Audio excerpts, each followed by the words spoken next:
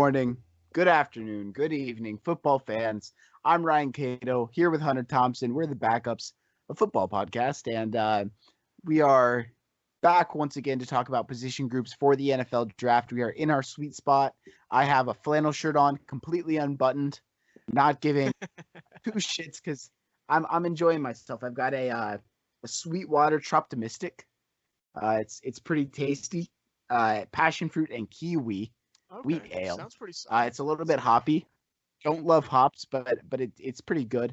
And I know you're on a sober march, isn't that right, Hunter? Yeah, dude, I'm in the middle of my sober March month, That. and I got my water bottle, my Nalgene, about half full of water. So, yeah, that's what I'm gonna be drinking today. Nothing wrong with that. Good I'm for in you. I'm in a pizza shirt. So Okay. that Ryan Cato helped design, actually. I did. Yeah. I actually picked the color yellow of that shirt, and Kindle designed the rest of it on her iPad. So shout out Kindle. Shout out Kindle. For real, honestly. But like I said, we're going on position groups again today. Defensive backs, as we talked about teased at the end of last episode, corners and safeties. We're just gonna kind of hit on them, maybe look at some teams that need corners and safeties that might be shooting for some of these guys. But before we get into any of that, I do want to talk about all the franchise tagging that's been going on, all of the money that's getting thrown around, because that's been in the past week. That's really been going on, really in the past couple days. Mm-hmm. Hunter, you wanna hit me with that list? Yeah. So today it was the time of recording. I don't know when you're gonna listen to this, but time of recording was today was the last day of the franchise tag. The deadline was today at 4 p.m. Eastern time. And so here we go. There were 10 players that got tagged this year. We're going to start off with Chris Godwin, wide receiver for Tampa, Marcus May, safety for the Jets, Taylor Moton, tackle for the Panthers, Allen Robinson, wide receiver for the Bears. Free our boy Allen Robinson, but we'll talk about him more in a minute. Cam Robinson, tackle for Jacksonville. Brandon Sheriff, guard for Washington. Justin Simmons, safety for Broncos. Leonard Williams, defensive lineman for the Jets. Marcus Williams, safety for the Saints. And they tagged Dak Prescott. Again, the Cowboys. Yeah, and with Dax, it's like a procedural move, is what NFL says. They already agreed to the contract, but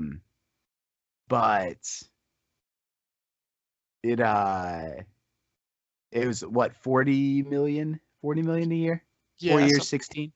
Yeah, 4 years, so 160. Yeah, so it's just a procedural move for the Cowboys, but I think we were talking about this before we started recording. The ones that make sense, the ones that don't make much sense. You mentioned Leonard Williams, lineman for the Giants, 11.5 sacks last season. I think that one that's a great move. He is due 19.5 million though in this 1 year, but I think it's a good move. I mean, he's definitely playing like the first round pick that he was for the Jets, and obviously getting out of the Jets is good for anybody, and it shows it right here with Williams. Yeah, well, for the Giants, rather. Well, yeah, he left the Jets though to go to the Giants. To go to the Giants, he got good once he left the Jets. Right. And then one that we're, I guess, not necessarily scratching our heads on, but is not making as much sense for the team. Allen Robinson, Chicago Bears. Robinson has said he won't play on the tag, and just does not want to be in Chicago. So I don't know what the goal is here for the Bears. If they're going to try to do something to appease him, if they're going to tag and trade. I mean, I don't know what you think, but yeah, I mean, I think it'll probably be a tag and trade situation. Maybe get like a day 2 pick and then use that as capital to either move up or shoot your shot for like Deshaun Watson.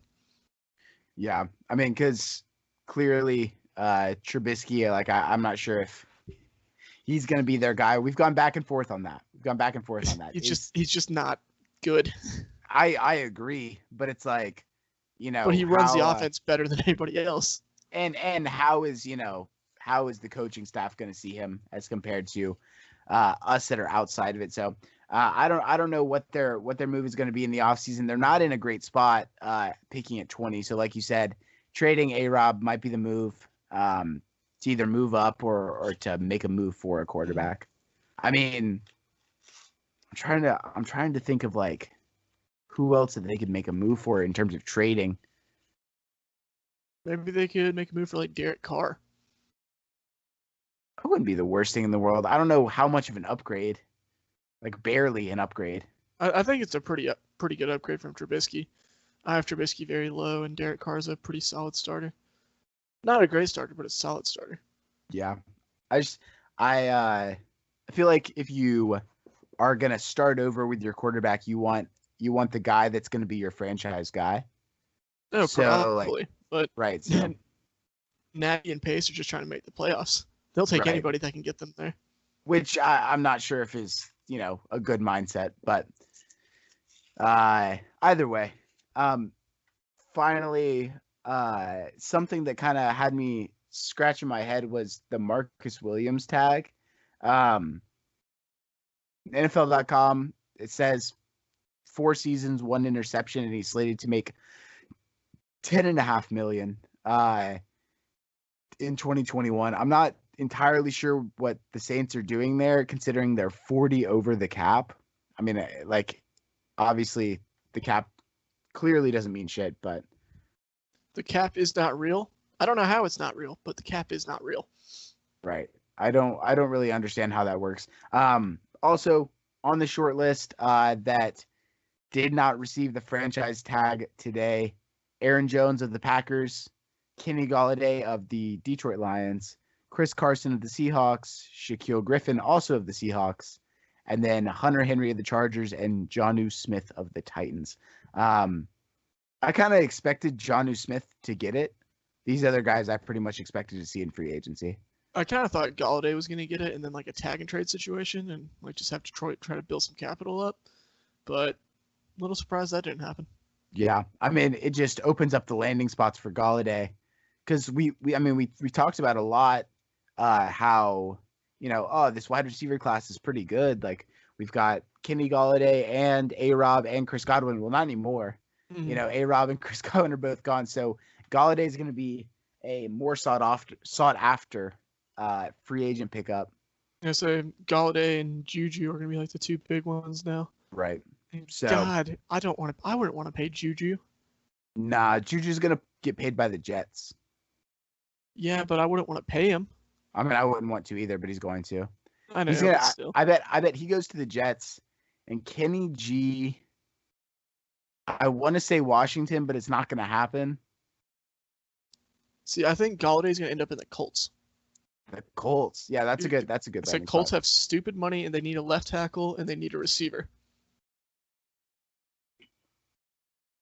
Galladay would be good there, and if they, I wonder who's going to start at quarterback for them though. Well, I guess. Colts? Yeah. Well, no, now it's Wentz, right? Sorry. Yeah.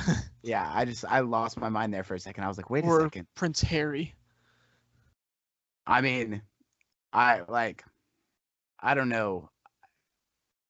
Hopefully Wentz gets it back together in Indianapolis.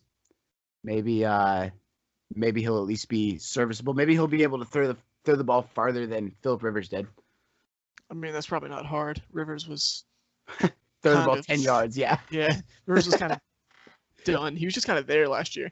Right, and it was still a really good team. So, anyways, sure. I'm excited to see with their additions. But we did tease, like I said, at the end of last episode, getting into DBs today.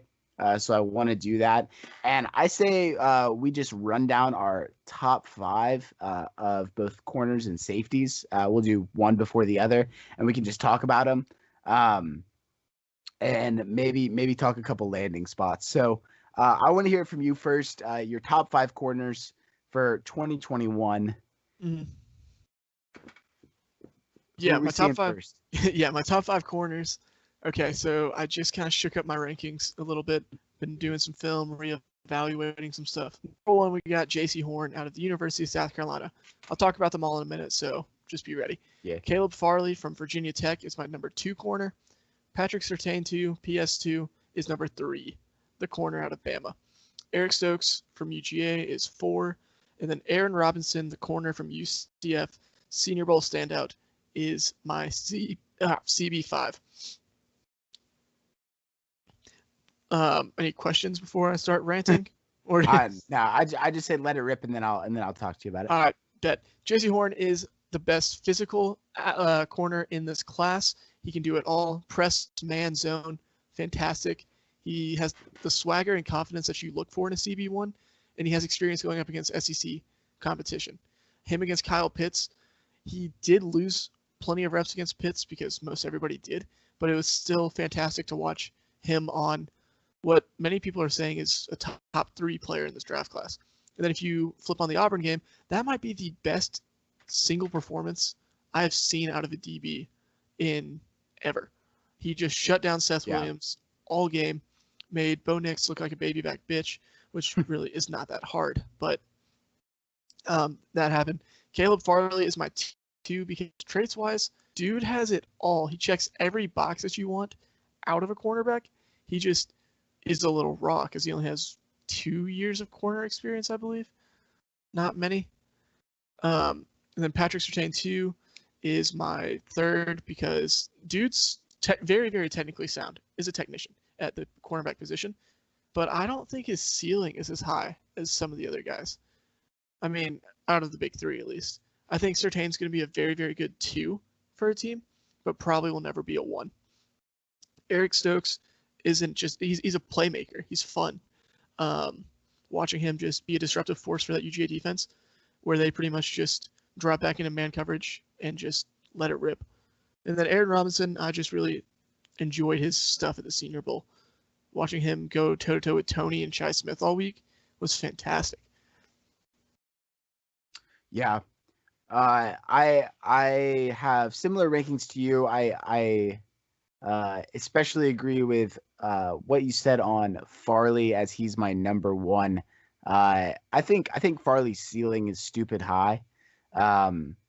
You look at traits. I mean, he's unpolished, but 6'2", about 200, and yeah, just physical. Big corner. I like a good big corner. And it's interesting because over the past like 5-ish years, maybe the corner position's definitely been getting smaller. But I think that's starting to become a problem with these big contested catch wide receivers and big tight ends as the huge mismatches for DBs and linebackers. So I like a big athletic corner that can play in the middle of the field as well, not only on the boundaries. J.C. Horn is my 2. He's got dog in him. That's the biggest thing I love about J.C. Horn. So aggressive, press corner. Like you said, that Auburn game, I mean, that'll go watch the film on that. That'll change your life. He's young and he's ready to play. And so J.C. Horn is my 2, PS2 at my 3 as well. I just don't like the thing that I like about J.C. Horn. I don't see in PS2 at all. I don't see that athletic dog play style. He is very technically sound. And I think he'll be a solid corner, but I, like you said, don't see the ceiling as much with him. Aaron Robinson at my 4. Aaron Robinson, like you said, Senior Bowl standout, and think he could be a really solid outside corner. They might at least the first year start him at slot corner, but I think he can play both man and zone coverage fairly well. And then finally at my 5, I have Asante Samuel Jr. out of Florida State. The things that I like about Caleb Farley are not there for ASJ. He's at most 5'10", little guy, but he can do it all. I think he, at least build wise, and somewhat play style wise too, reminds me a little bit of Denzel Ward. And I really like his potential in a more man scheme. Not necessarily as much in zone. He's a little bit smaller, but so those are my top 5. I don't know if you have Any comments on those? We do have a little bit different with me including ASJ there at 5, but Yeah, I think the big thing is neither of us have Mel Mel I got you. Yeah. Ifeadu Melifonwu. Yep, that. Yeah. I think people listening will probably be a little shocked about that one. Why did you leave him out of your list? Yeah, so Ife Melifonwu, he actually, the stuff that I was talking about with being long, with being rangy, with being athletic, I think he is a excuse me, a really strong contender because of those things. But he feels more like a zone corner to me. When I watch him play, I think you need to have strong skills in both zone and be really sticky in man. And I don't know, he's doesn't seem to be as sticky on routes or like looking ahead on routes. Like when I see him, I'll see him back up into his zone and he's kind of watching the receiver come across the field. And normally you'll see a guy in zone, a corner or a safety, they'll come and cut off the route. And he, I guess, wants to play more the player than the ball. I see sometimes. And so that kind of makes me nervous for a zone corner. Right. That he's not as anticipatory. So that's why I left him off. Also, I mean, that DB group at Syracuse is crazy. So he wasn't working by himself. And that's not a reason to knock him, but he was definitely had a supporting cast. Trill Williams, Andre Cisco, etc. So yeah, for sure. For sure. Personally, like I like him. I really do, but like I prefer the other guys. Like I think Melifonwu.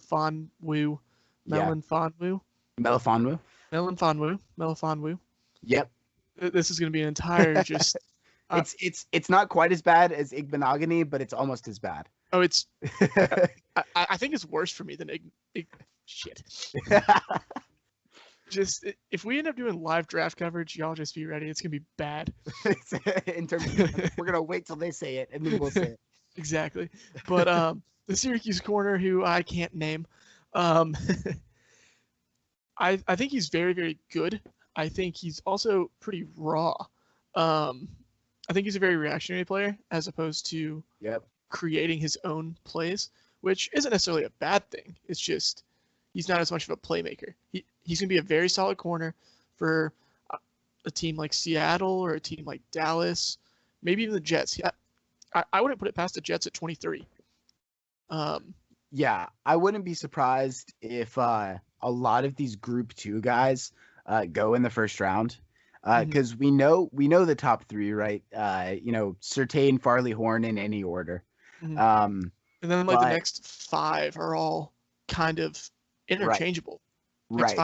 They're all maybes. So like you look at the Stokes, the Robinson, the Newsome, Melifonwu, Elijah Molden, ASJ. Yep. Like all those guys, I think you can are all bringing their own aspects of the game, and they're all kind of grading out the same for me, at least. Yeah, I think Tyson Campbell is in that group too.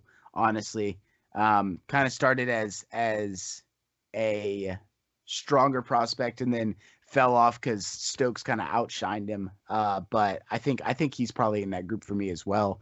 But that's just such a large group that could go anywhere from end of round 1 to beginning of round 3, and so I don't know. That's going to be a really confusing part of the draft. I mean, obviously, 1, 2, and 3 are pretty interchangeable anyway, but those next guys could go anywhere. Like you mentioned, Dallas, Denver will probably pick a cornerback high, but if they don't, I think that they'd be looking in that group in round 2. Yeah, I think they actually wait. Because Ben Albright tweeted about it the other day, talking about how cornerback in the first round is probably not super likely, which granted, that's obviously subject to change between now and the 50 days to the draft. Right. But I don't know. I think you can get some steals and some very good talent, like Newsome and Molden and Melifonwu. I felt like kind of bad about leaving them out of my top 5, especially Right. Molden. Like Molden's, in my opinion, probably the best nickel corner in this class. For sure. Elijah Molden, really strong nickel corner. Um, I think he, I don't know. I think he could develop into something outside, but he mostly plays inside in college anyway, and he's damn good at it. So I wouldn't move around. It's kind of like the whole kicking a good tackle to a guard. Like, Right. why do we want to kick good outside corners or good inside corners to the other one? You know, Right. like Right. And I've seen you talk about Molden being moved to safety, which sure, I guess, but like with the way the NFL defenses are going, there's nothing wrong with taking a nickel corner in the second round. no, absolutely not. Absolutely not. And I mean, with the way NFL offenses are going, as we move towards even more pass heavy, like there's very few, like true smash mouth teams anymore where you're just going to run the ball up the gut, however many times a game. That just doesn't really exist anymore. And so you're going to need those third and fourth and fifth and sixth DBs to get in there. So super interesting though. I think, well, and something I did want to mention too, I don't know, what do you think the likelihood is of, we've talked about several times the Falcons at the top of the draft, probably going quarterback. We talked about that last episode, but what do you think the likelihood is that they could go CB in round 2? I think it depends truly on how the board falls out, because I do think the Falcons go quarterback at 4. But then after that, like I think they stick to their guns and go BPA at that point on. So like, if a guy like Newsome or Molden or Melanfanu is there in the second, I think you have to consider that as a possibility. Or Stokes Robinson, like however like that group of corners slides, because I don't think it's likely that all 8 of the top guys, in my opinion, are gone by the pick 36 or 35 or whatever the hell it is. I think that would be insane. But then at that point, it really just comes down to how is the rest of the board looking? Is there a Wyatt Davis there? Is there a Najee Harris there? Is there an Azeez Ojulari there? Jason Owe? Like it just really comes down to at that point how it's graded out. I think you really have to consider corner there, but I don't think it's a huge need. I think it's just how the board is. What about your Bills, bro? At 30? Yeah, at 30. What are your thoughts on them picking one of these lovely CBs there at pick 30? I personally would love if we picked a CB at 30. I think that's right now our biggest first round need. When you look at the needs of the team, we got to beef up the interior, beef the running game, which like we just picked Zach Moss in the 3rd round last year, picked excuse me, Singletary in the 3rd round the year before that, or the year before that, something like that.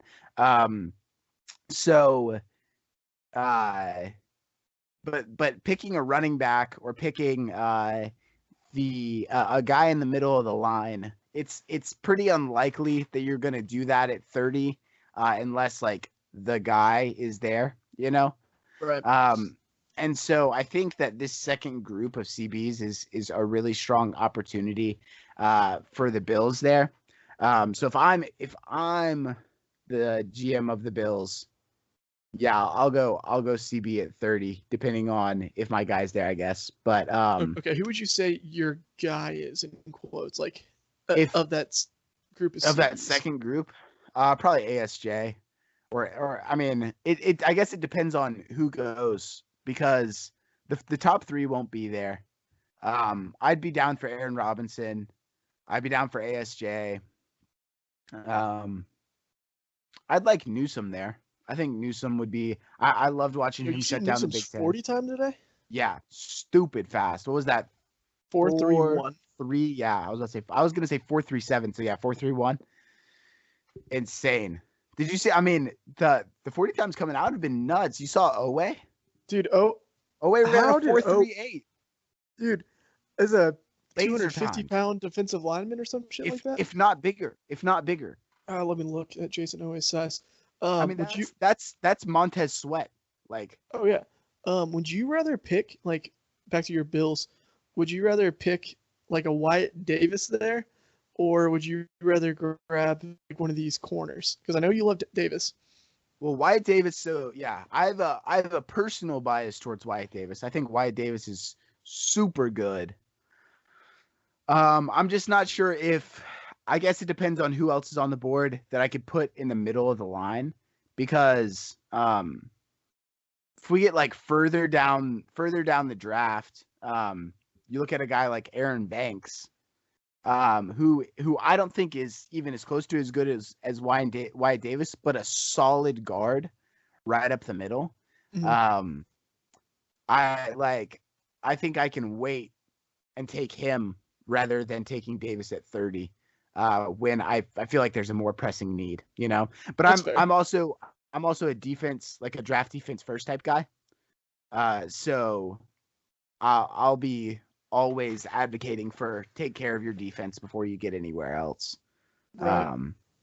So I mean, it could be several different things for the Bills at 30, but I wouldn't be surprised if it was one of those CBs.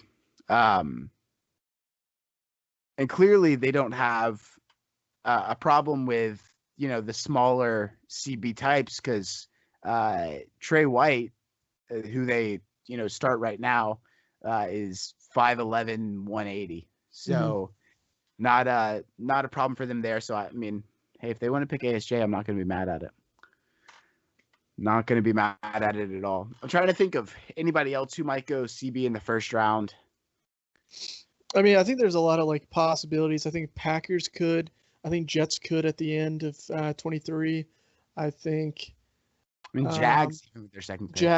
Jags could to pair with CJ Henderson. Yeah. I mean, I think there's like with just how good this class is, there's so much potential for these guys to just go in random slots that we did not see them going in. Yeah, and that certainly happens every year in the draft.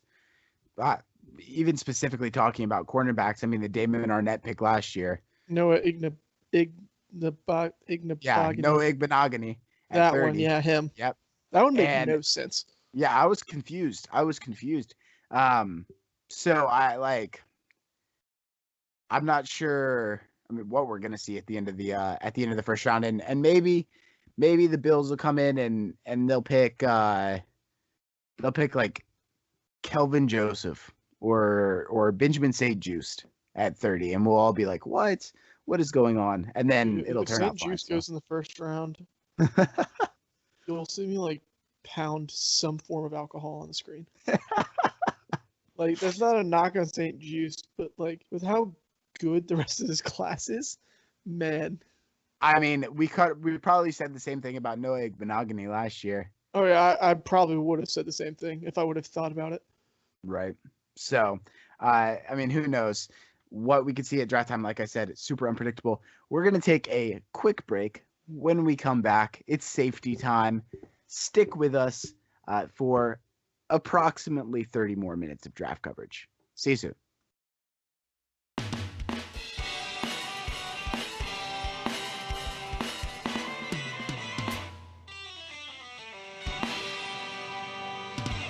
Welcome back, football fans. We were just taking a quick break. If you haven't seen it already, go ahead and go to the Georgia Followers Instagram page and look at that crazy-ass video of the truck pushing the car. We don't know what's going on there, but it's only in Atlanta. Also, Hunter wants everyone to know that they're making a Powerpuff Girls live-action show, and he will be starring in it as the father. So if you want to go ahead and get in there, ask Hunter to sign your boobs. He will be open for autographs after the episode. If they wanted me to play the professor, I would do it in a heartbeat, because you know the kind of money that probably comes with like a casual TV show like that. That's probably sure. a lot more than I would make doing anything else, and a lot more than a lot more than working retail, a lot more than teaching, a lot more than stimulus checks. Speaking of jobs, Kato, tell them about your new job, a career, you might say. Oh yeah, I do have a career now. I'm about to graduate college. This is my 5th year, but I'm graduating, and I have a job. I'm teaching small group English language arts at a school in Phoenix, Arizona, and so that's pretty crazy, making an actual salary, and continuing to do this as a hobby, just like I do now. So no different. But maybe once I get out to Phoenix, I'll get on that Arizona beat. Y'all are gonna be getting the Cardinals content from me from now on. I'll have the inside scoop.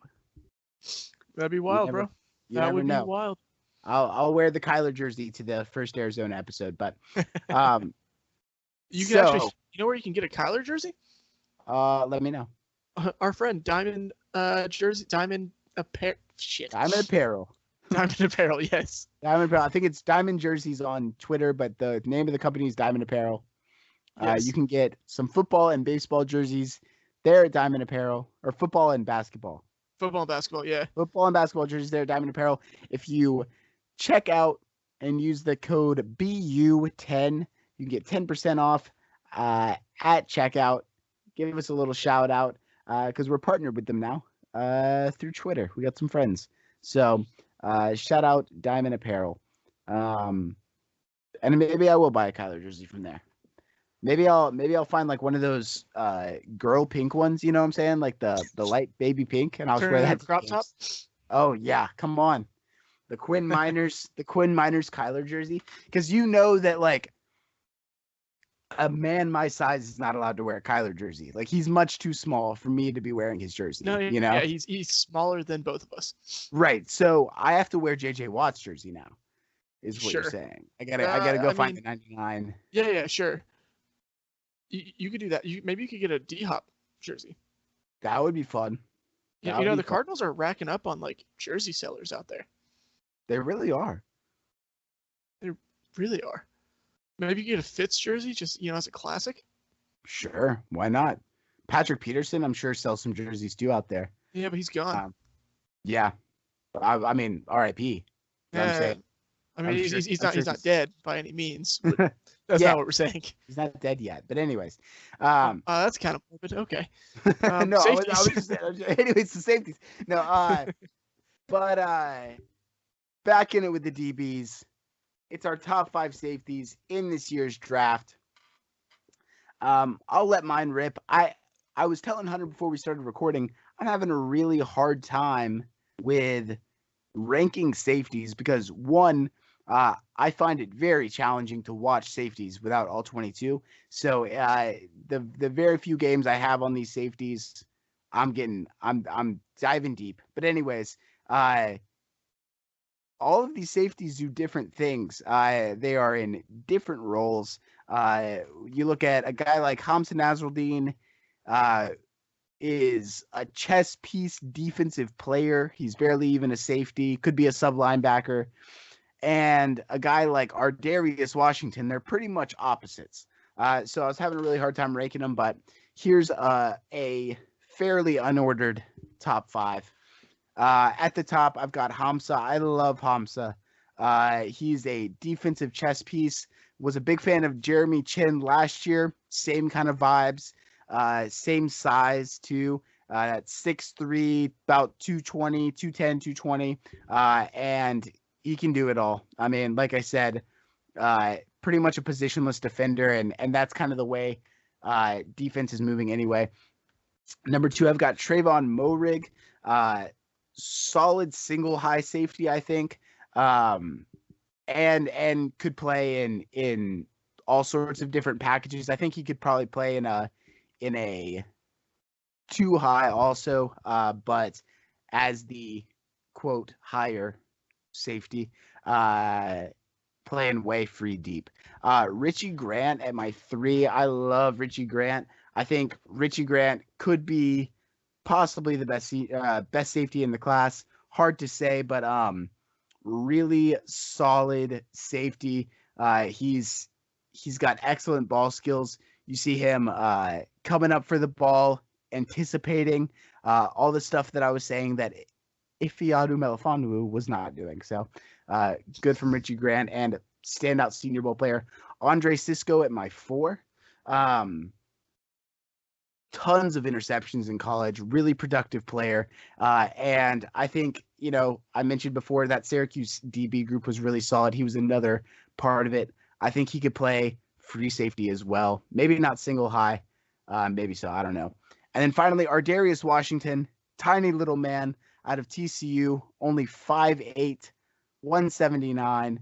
But I mean, that's like the main knock against him. Otherwise, he's a really solid prospect. He's just so small that I'd be afraid to leave him up there with some of these bigger receivers or tight ends. But I like, aside from that, he's solid on technique, competitive, physical for being how small he is. So that rounds out my top 5. I'm not sure if that's my final order, but that's about where it sits right now. Yeah, that's pretty good. But like, it's a little different than mine. Sure. So, we're gonna start off number 1. We got Trevon Moehrig. I think he's by far the most complete safety in this class. You can line him up in the box. You can line him up as a single high. You can do whatever you want to with him. Fantastic player.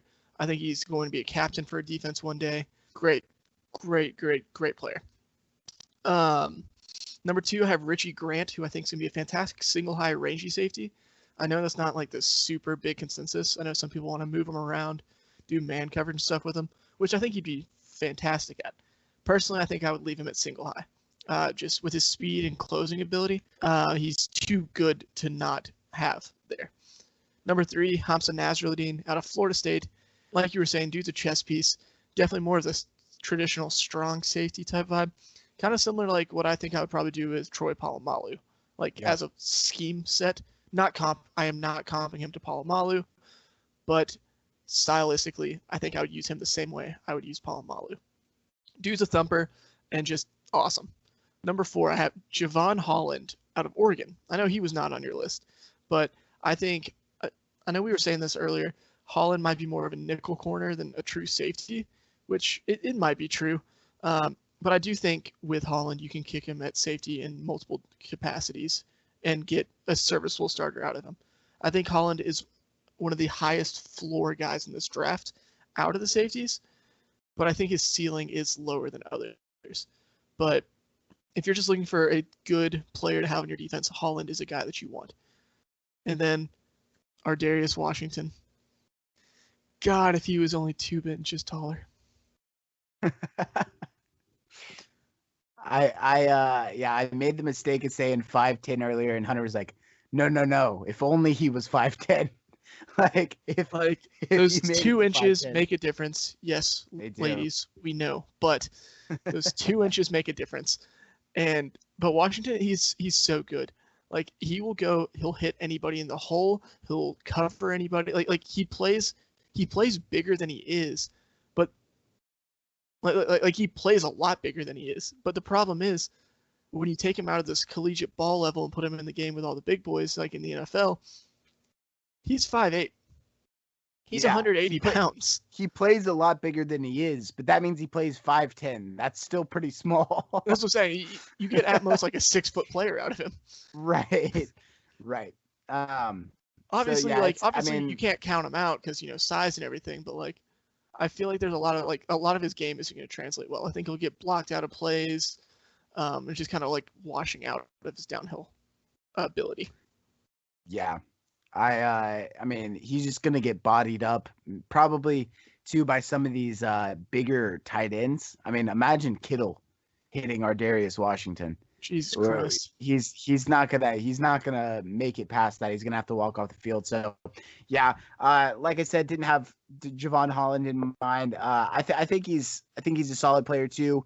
Could end up a nickel corner. I think he's kind of developmental, but solid athlete. Can't knock him for that at all. Can keep up with the game for sure.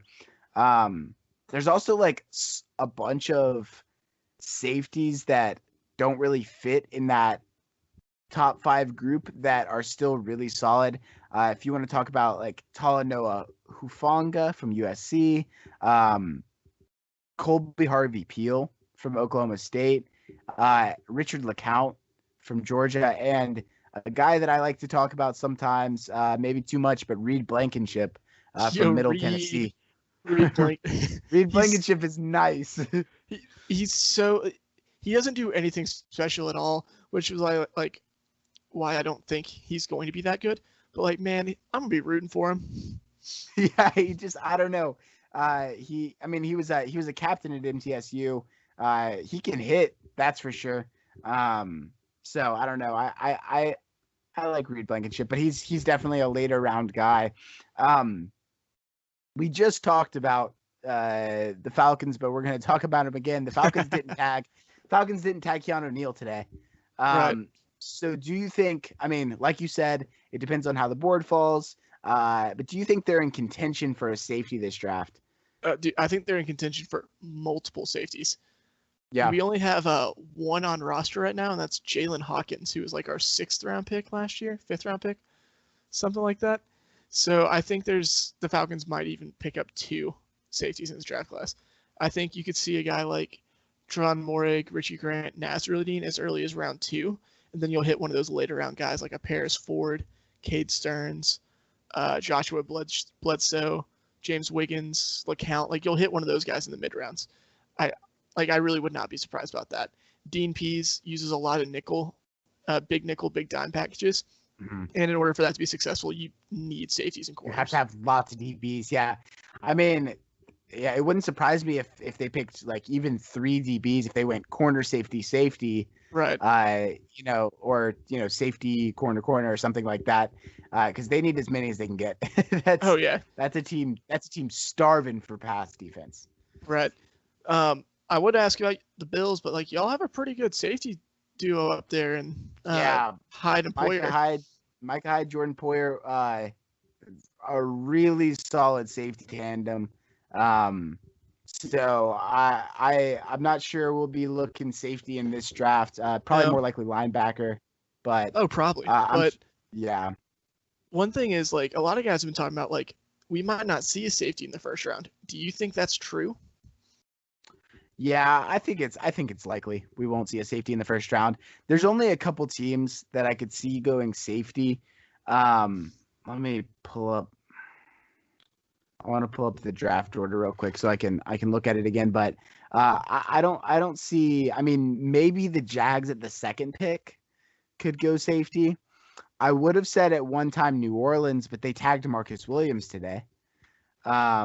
So, I mean, and outside of those 2, I'm not sure anybody goes safety in that first round. Who was the first one you said before Nola? The Jags with their 2nd pick. I think 25. I think the Jags. We could see the Colts maybe if they hit those other needs in free agency. But they just went Blackman last year too, right? Right, but like I could see them maybe going Morig to pair with. Wait, wasn't Blackman from TCU, or was he from Utah? Utah.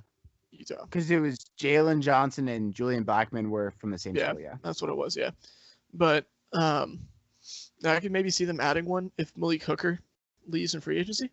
Yeah, but I don't think that one's likely. Maybe I was gonna say Jets, maybe, but they just tagged Marcus May. I said they just tagged Marcus May. And then Marcus Williams got tagged. Right. Like, and Simmons got tagged. And so, Jesus Christ. And they wouldn't go, the Broncos wouldn't go first round, but they were another spot that we could see maybe, okay, the 2nd round, maybe they would pick the first safety off the board. But now, they tagged Simmons today. So I really am not sure who it may be, come beginning of the 2nd round, maybe. Yeah. But it'll be definitely an interesting safety group. Like I said, a lot of varied talents in this group when you look at the difference between Hamza and Ardarius Washington and even a Richie Grant. So I don't know if you have any other ideas for landing spots, because I cannot think of any. I mean, like, maybe Baltimore. Yeah. Just because Baltimore just kind of does what they want to do. So maybe they'll just grab someone. I don't really know, but like it's weird because there's like not an elite talent per se at safety. There's a lot of like really good starters, not any amazing starters. And once you hit the good starters, it kind of turns into, okay, cool. What do I want scheme wise? And then it's kind of like it's like a grocery aisle of safeties, and it's like, okay, cool, I got the box safeties over here, I got the single highs there, I got the nickel Lee corner type guys right here, and like there's nobody like who you want to really be advertising like on Right. that like one of those big end cap things at the end of an aisle. It's like, oh, there's no elite talent. There's no Ed Right. Reed. There's No, there's no. I mean, Jamal Adams even. yeah, no Jamal Adams. I mean, you can So maybe kick joke to safety, but even then, like, I yeah, don't know. and even then, I think he's more of a positionless defender. Yeah, he's like a kinda- Jeremy Chin. Right. However you want to say that, like Right. he's You want to Jeremy call it a Chin. linebacker, call it a safety, whatever it is. But he's a big MFer that comes across the middle. I mean, that's the guy who can play zone and hit like a bitch. So, He's like a damn missile. yeah. I mean, it's so I'm looking at this whole draft order. I mean, maybe we could see. I'm trying to think who the Raiders safeties are right now. They have Jonathan Abram. And who kind of sucks. Right, and maybe the Raiders could grab one. Raiders. Yeah. I don't remember who their free safety is. Raiders depth chart. Because the Raiders would be a team that would do something unexpected. Well, yeah, I mean the Raiders just hired Gus Bradley as their DC. Okay, yeah, it's Jonathan Abram and Jeff Heath. So they need safety help regardless. Right. So like maybe they go one, but I don't know. Like I don't know if there's one that they would go that high with, because Gus Bradley's defense is that 4-3 under scheme like we see Seattle. Like what Seattle did with the Legion of Boom. And there's no Earl Thomas in this class. Absolutely not. Absolutely not. Obviously things will change. We're gonna look at this episode in less than a month and we're gonna be like, damn, everything is different now. But we're gonna look back at these and be like, damn, we were dumbasses in about a year. Right. I mean, and that's how it goes. But I'm glad we have all of our listeners tuning in anyway.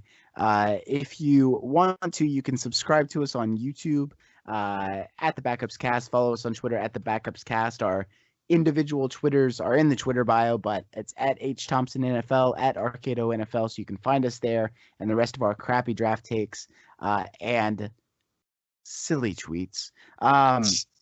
What we have, let's do an offensive position next time. Oh yeah, for sure. Who are we going next time? We go receivers, we go tackles. You want to do running backs? Yeah, let's run it. Maybe do like running backs and tight ends to kind of group them together? Yeah, if you want to, I'm down. Because like, I don't think I'll talk that long about tight ends, so I don't think we should do them a full episode. Maybe we could do tight ends and receivers group together, but I feel like I'll rant about receivers too long. The receivers, I think receivers should have their own, because receivers is too long. So I think for the receivers, we'll probably do like top 10s. Right. So let's run running backs and tight ends. That's good. Works for me. Okay. All right. So if you want to join us next episode, we're going to continue the tradition of deciding at the end of the episode what we're going to do next episode. But RBs and tight ends next episode. And maybe we'll talk about some pass pro, which is my favorite thing. So just kidding. I don't like to talk about pass pro. I want a home run hitter, but stop it. You love linemen. You love pass pro. That's true. I do love pass pro. I do love pass pro, and I'll talk about it too. Can't wait to talk about Baby Gronk next episode. Hunter, you got anything to add? Just follow us on Twitter, follow us on YouTube. Just we're around. Interact with us. Yeah, throw some DMs, throw some replies. We love it. Thank you.